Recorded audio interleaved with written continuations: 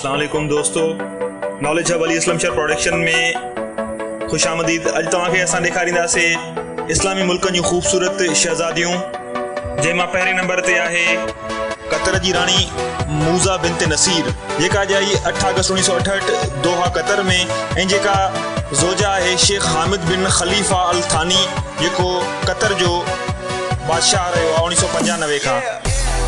शेखा founder आहे Qatar foundation of education जी, science and community development जी, जेका खुली 1995 खां, ऐं चेयरपर्सन आहे organisation your link ji.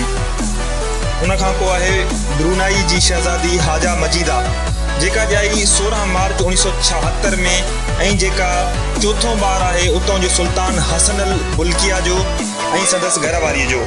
शहज़ादी Majeeda BA honours जी डिग्री कई university of Brunei Darussalam मां, ऐं MA कयाई environmental development from King's college London. 10 June 2007 ते हुन शादी कई शहज़ादे खैरुल खलील सां। उनखां पोइ मलेशिया जी राणी आहे सुल्ताना नूर ज़हीरा, जेका पैदा थी 7 दिसंबर 1973 ते मलेशिया जे शहर तिरंगानू में। उहा मलेशिया जी 13वीं राणी हुई। इन राणीअ पंहिंजी इब्तिदाई तालीम उतां ई मलेशिया मां हासिल कई, ऐं सेकेंडरी तालीम education at Saint Nicholas convent Alor Setar Malaysia में ई कई।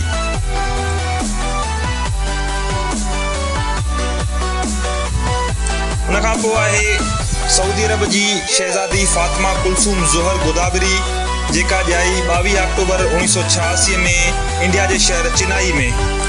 हिन महिल उनजो शुमार सऊदी अरब जी रॉयल फैमिलीअ सां थिए थो, ऐं हूअ तमामु तालीम याफ़्ता इस्लामी या मुस्लमान राणी आहे, जंहिं ताज़ो ई MBA जी डिग्री कई आहे यूनाइटेड किंगडम मां।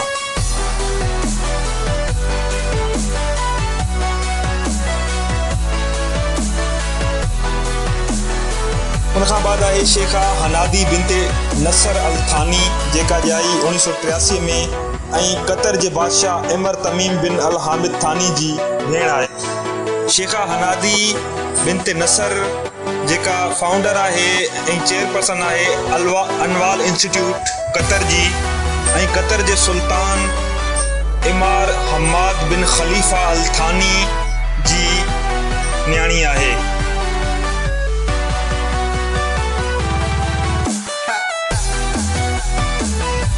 उनखां पोइ आहे शेखा मायथा बिन्त मोहम्मद बिन राशिद अल मखदूम ऑफ दुबई, जेका 5 मार्च 1980 में दुबई में पैदा थी। शेखा खे नंढे उहदे खां ई कराटे एथलीट थियण जो शौक़ु हुयो, ऐं पोइ इन फ़न में अॻिते इलाही तरक़ी बि कई, ऐं हुन हिकु सिल्वर मेडल बि खटियो वुमेन्स कराटे 60 किलोग्राम में, ऐं पिणु ॿियनि केतिरनि ई कराटे जे मुक़ाबलनि में हिसो वरितो।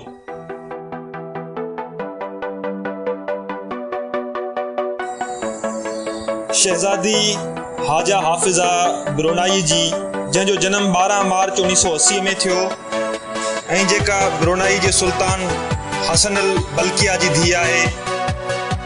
हिन जी शादी शहज़ादे हाजी मोहम्मद रुज़ियानी सां 24 सितंबर 2012 में थी, जंहिंजो शुमार दुनिया जे चंद बेहद अमीर तरीन माण्हुनि में थिए थो, ऐं शेख वटि बेइंतहा दौलत ऐं सोन आहे।